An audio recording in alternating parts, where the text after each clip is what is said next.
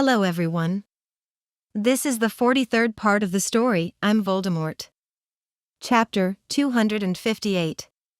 Leaving the room, Tom and the Ancient One make their way to an empty courtyard, where Tom fills her in on what he's found out thanks to Mimsy. This is more complicated than I hoped it would be. The Ancient One mutters as she thinks over the new information. True, but it can still be handled. I think you should prepare the masters for a fight, while I go and have a talk with Lord Pōttēr. He's still the leader of the Aurors, and I'm friends with his son. It won't be suspicious if I go over and visit them. If we can somehow get him onto our side, or at least not siding with Hortensia, we won't have to worry about the entirety of the Aurors turning into mindless ones. Tom explains his thought process of the situation. That is if they haven't already been corrupted as the minister has. The Ancient One comments. We can only know by seeing for ourselves. Once again leaving the princes in his mother's care, Tom heads off alone to Pōttēr Manor. He hasn't been there before, but thanks to the flow system, he doesn't really need to worry about knowing any addresses. Returning to Slytherin Manor, Tom walked over to the fireplace, threw in some flue powder, and called out the name needed to connect to the Pōttērs. Pōttēr Manor. Tom says as the two fireplaces connect. Hello. He calls over the fireplace and waits for an answer. After a moment of waiting, a house elf dressed almost as nicely as his own appears. Yes? It answers through the fireplace. It's Tom Riddle. Is Charles or his father Lord Pōttēr in? Tom asked. Please wait, Ritz will check. The elf says and pops away to find its master. A moment later, Charles comes walking in followed by Ritz the house elf. Tom, is that you? Charles says as he peeks into the fireplace. Yeah, open the flue. I have to talk to you about something. Tom says and Charles allows him entry after confirming his identity. Appearing through the flue, Tom saw his friend Charles again for the first time since his graduation from Hogwarts. What's up, Tom? Charles asked almost immediately. Tom never visits after all. They may be friends, but they aren't nearly that close for him to visit like this. Thinking this way, Charles knew that Tom either needed something or something big happening and he needed his father for it. Can we speak in private? Tom asks, motioning towards the elf in the room. Sure, Ritz, leave us please. Charles shoos the poor elf away. Once they were alone, Tom used his heat sense to make sure no one was listening in. As soon as he was sure they were alone, Tom took a seat and motioned for Charles to do the same. What's so important to warrant a visit, Tom? Charles gets straight to the point, which is a good quality in Tom's book. Before we get into anything, I have a few important questions. Tom says as his demeanor turns serious, triggering Charles to sit up straight and get a lot more serious. Have you seen your father lately, and has he been acting normally? Hearing Tom's question, Charles' eyes widened as he started to understand that this is a far more serious visit than he imagined. Since he's been supporting Lord Black's run for office, Charles thought Tom came to ask his father to revoke his candidacy and support Lord Black as well. I saw him last night at dinner. What is this about? Charles asked. How was he acting? Has his appearance changed in any way? Tom asks and completely ignores his friend's question. Appearance? What are you talking about? Charles asked again with a look of pure confusion written all over his face. Just answer the question first. This is very important. Tom stares at his friend, seriously trying to convey how important his question was. Staring at Tom for a moment, Charles decided to trust him and just answer his questions. Tom is a hero to everyone in the wizarding world after all. Trusting him with such simple information isn't exactly a hard decision to make. He's been a bit busy with something important, but that's the usual these days with the election and all. He won't tell me what's it is, but he's been all right other than that. As for his appearance, nothing has changed at all. Now can you tell me what's going on? Yes, I would like to know that as well. A voice said to the side as Lord Pōttēr comes walking in with Ritz the house elf at his side. Seeing Lord Pōttēr without any visual signs of corruption from the dark dimension, Tom breathed a small sigh of relief, but he can't be too careful. Waving his hand, Lord Pōttēr suddenly appeared in the armchair next to the sofa, as eldritch ropes flew out of Tom's hands and wrapped around him, tightly tying him to the chair. As Lord Pōttēr tries to summon his wand, he turns to see Tom twirling it between his fingers. I apologize for the disrespectful welcome, especially in your own home, but I need to be sure you haven't been corrupted. Corrupted? Chapter 259. I apologize for the disrespectful welcome, especially in your own home, but I need to be sure you haven't been corrupted. Tom says as the father and son look at him as if he were crazy. Corrupted? Before they could continue their conversation, Ritz the house elf went straight on the offensive. Suddenly, random objects from all around the house levitated and came shooting in Tom's direction. Waving his hand, Tom stopped every object from candlesticks to family portraits before they could reach within a certain distance from him. With his attack stopped mid-air, the poor elf started to strain himself and put all of his magic into moving the objects to attack Tom, who merely sat there casually. You should stop, little guy. Tom says as he sees sweat drip from Ritz's brow as the little elf starts to overuse his magic. I respect your dedication to your master, but you aren't nearly as powerful as I am. Stop before you hurt yourself. Tom's words seemed to only bolster the little elf's courage, however, as it put even more magic into its attack, straining his small body even further.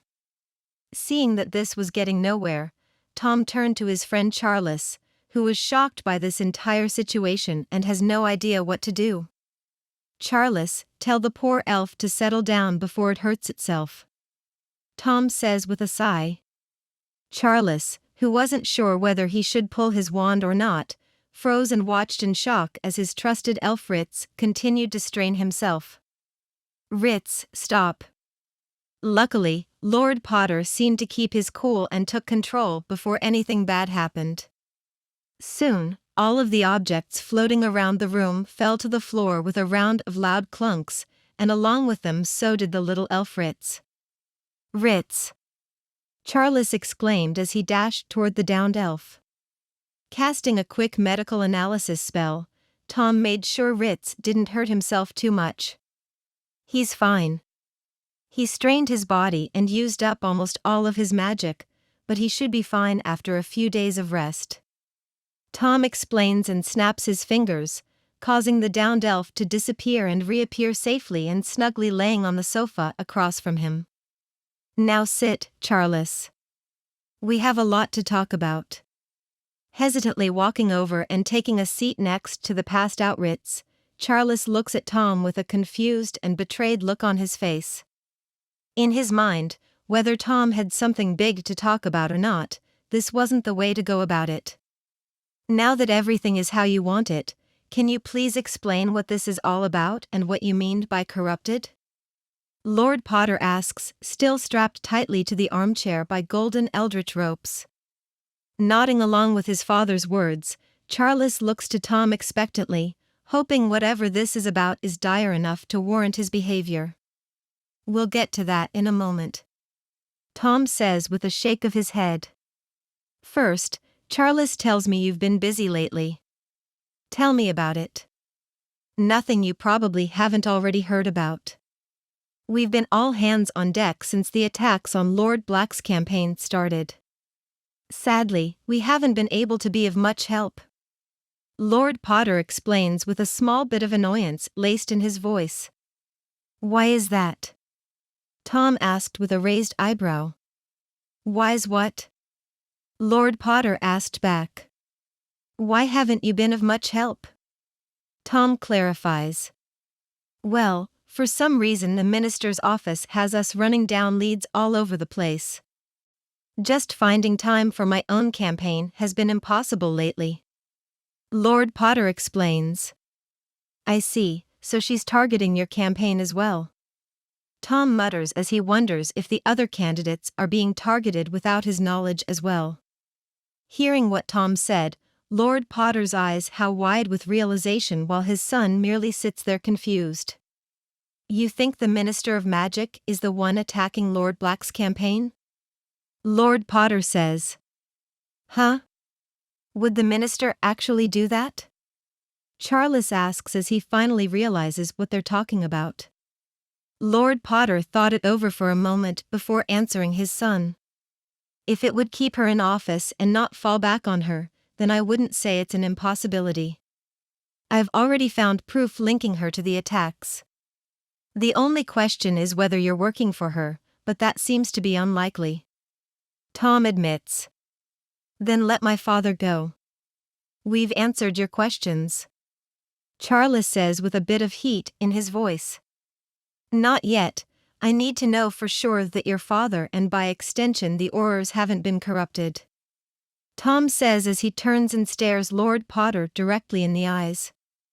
Either swear an oath or I'll break into your mind and find out myself. After a moment of thought, Lord Pōttēr swore an oath on his life, proving himself to not be colluding with Tom's current enemy. Otherwise, he would have dropped dead on the spot. Unknowingly, Charles let out a relieved sigh, happy his father isn't involved with this mess Tom's talking about. Good, so want in on this fight that's about to go down, or would you rather keep yourself and the Aurors out of it? Chapter 260. Leaving Pōttēr Manor, Tom received the cooperation of Lord Pōttēr and the Aurors in his fight against the minister and her people. Although before fully agreeing, Lord Black said that he would need proof of Hortensia's involvement, but that shouldn't be too hard to get.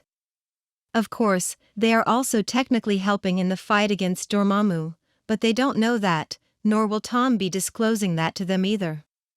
Explaining that would then open up questions as to how he knows this along with other things that Tom doesn't want others to know. It's best that they either find out about that on their own, or never find out at all. Arriving back in Slytherin Manor through the flue, Tom calls for his trusty house elf Mimsy. Mimsy. Pop. Master called? She appears with a pop and looks to her master expectantly. Take me to your friend Tizzy. I have to get some proof for Lord Black, so we might as well help her while we're at it. Tom tells her. Hearing her master's words, a blinding smile blooms on Mimsy's face. Although she healed her friend before leaving, Mimsy didn't feel right about leaving Tizzy behind like that. Yes. Mimsy will take you there immediately.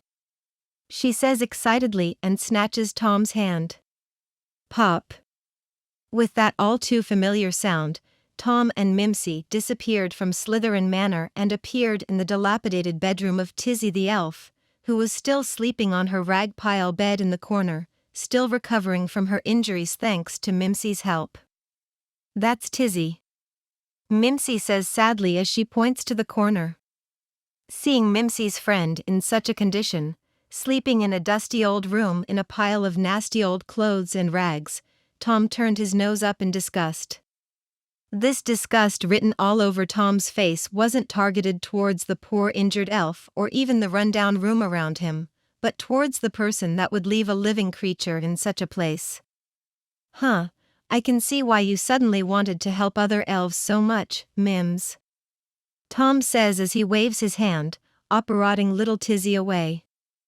I sent her to Slytherin Manor. Have some elves nurse her back to health and keep her there. Don't let her pop away back to her master. Well, it's not like her master will be here anyway. Tom says with a shrug. House elves are like extreme versions of domestic abuse victims. They will always return to their master, even if that master is abusive. Hence Tom's order to pretty much hold the poor elf prisoner if need be. Their magic forces them to return unless of course that master or mistress fires them or dies. Let's just say Tizzy's master won't be able to fire her. Though, Tom has to make use of him before his timely death. He has to solidify his alliance with the Aurors after all. "Mimsey's on it, sir," she says with a sloppy salute and pops away to give the orders to the other elves.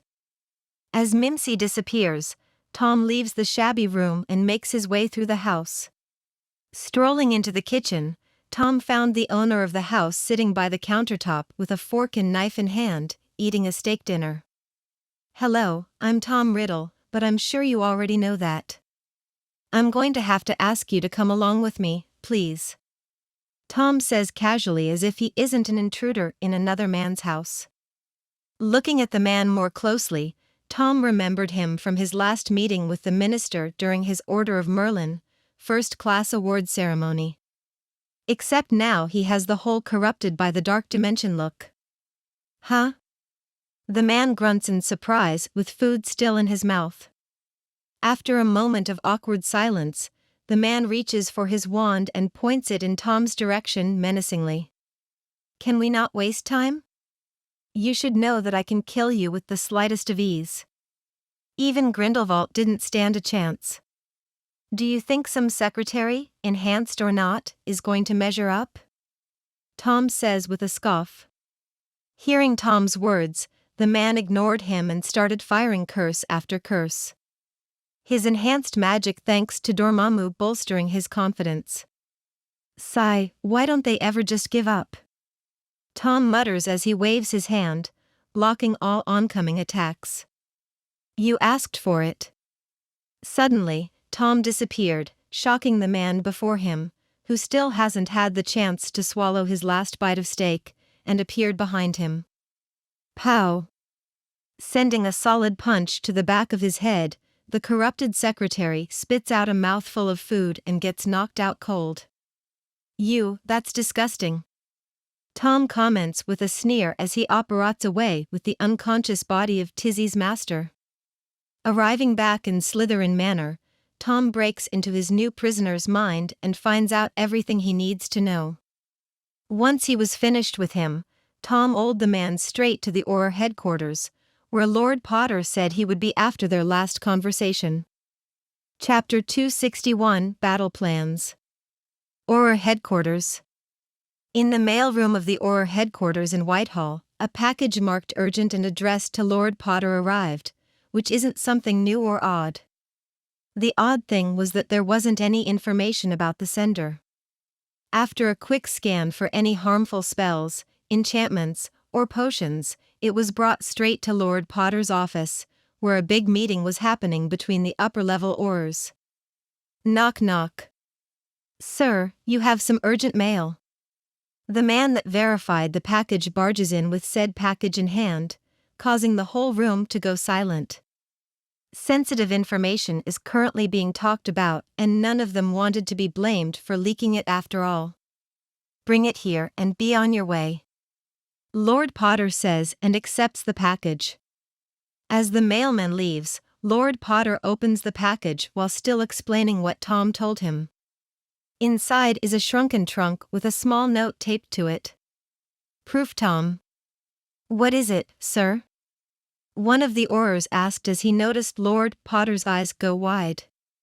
Ignoring the Auror's question, Lord Pōttēr enlarged the trunk with a tap of his wand and opened it up, revealing a sleeping man.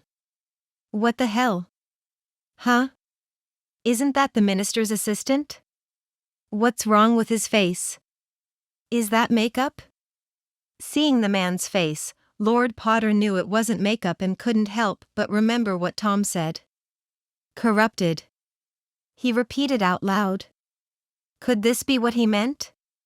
Sir. The Aurors break Lord Pōttēr from his deep contemplation. "What?"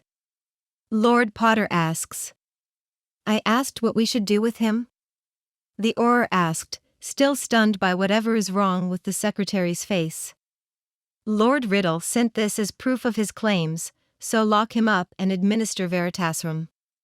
Find out everything you can from him. Lord Pōttēr orders. "Yes, sir." The Aurors comply and close the trunk before shrinking it back and leaving toward interrogation. "Wait. Lord Pōttēr yells as they're halfway out the door. Yes, sir? They ask. Call an unspeakable to investigate whatever that is on his face, and keep this between us.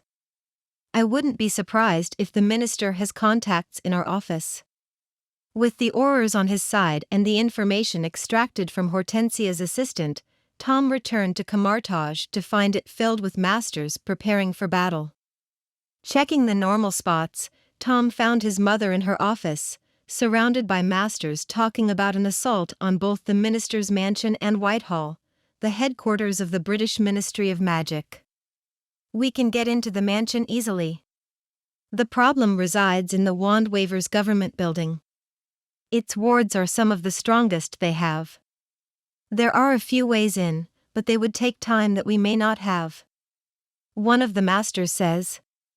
Yes, for all we know, they could already have everything needed to connect Earth to the dark dimension. We need to nip this in the bud as swiftly as possible. Another master agrees. True, but does anyone have a way in that fits our possible time constraints? An elderly-looking master asks and no one speaks up. Everyone just looks between one another hoping for someone to speak up. I have a way in. Tom says as he makes his presence known.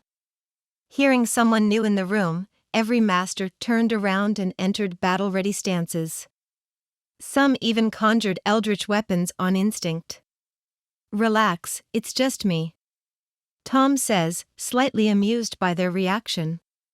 Tom, you're back just in time. The Ancient One says with a smile. How was your talk with the Aurors? They haven't been corrupted, or at least their leader hasn't.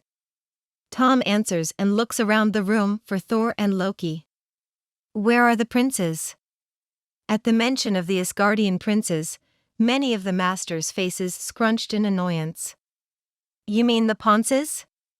One of the masters says with mirth clear in his voice, causing a few masters to burst out in small chuckles. Hee, yes, where are they? Tom laughs openly. I have some masters keeping watch on them. Never mind that. Is your way into Whitehall the Aurors? The Ancient One asked. Yeah, I just sent them the minister's secretary as proof, so they should be willing to help soon enough. Tom reveals. Wasn't that person corrupted by Dormammu's influence? Is it safe to leave such a person with them? One of the masters asked. It should be fine. I didn't explain about Dormammu, but I dropped some hints for them. They've most likely called an unspeakable to look into the corruption. We just need to wait for them to interrogate the man, and I'm sure they'll be very willing to help us. Tom says and gets a round of nods from everyone in the room. Now the question is, should we attack the mansion now, or wait and attack both locations simultaneously? Another master asks. We should attack them simultaneously. I don't want to pressure them too much. Who knows what they'll do if they feel like they're being pushed into a corner? The Ancient One says. Yes, they could go into hiding or speed up their plans. Both possibilities aren't very favorable. Chapter 262 Bad Guy Meeting. While Kamar-Taj decided to hold off on their attack, a meeting was being held in the minister's mansion. In a dark room with a large table stood multiple high-level officials from the minister's office, including the minister Hortensia Millifut herself, along with a few sorcerers that managed to survive against the might of Kamar-Taj. Each one of them had something in common with each other, and that was the corruption showing on their cracked blackish-purple faces. A wide and square golden cauldron rests in the center of the table where each individual can peer inside. Suddenly, a deep and monstrous voice fills the room, yet none of the occupants have opened their mouths. There better be good news. The voice says irritably. You have all kept me waiting long enough. The cauldron on the table shakes with every word, splashing out a small amount of silver liquid held inside. Everyone in the room flinches and looks away like scolded children. None of them knowing how to calm their raging master. Please wait just another day. One of the former members of Kamar-Taj begs with reverence in his eyes. Yes, we only need one more day to set up the ritual. Thanks to the help of the wand wavers, we've been able to substitute the rest of the needed ingredients. Another sorcerer says. Although that man just earned them some bonus points in front of a very scary being, many of the wizards and witches in the room bristled at the term wand waver. Every time one of these pretentious muggle magic users says wand waver, it's as if they're looking down on them and their society, which has formed a sort of divide in their little group of mindless ones. We've told you not to call us that. Hortensia exclaims as she stared at the sorcerers venomously. We are witches and wizards. Address us properly. A couple of sorcerers flat out start chuckling at the wand-waving minister's outburst. Hee, you are a witch all right. One of them mutters between laughs just loud enough for everyone in the room to hear. You make fun of us, yet you call yourself sorcerers. It's not much different, really. One of the wizards in the room comments with a scoff. Soon, the sorcerers in the room bristled and glared hatefully at the wizards and witches as well. That is enough. The booming monstrous voice from earlier fills the room once again. Hearing the voice of the scariest being they've ever met, every person in the room shut their mouth as quickly as possible.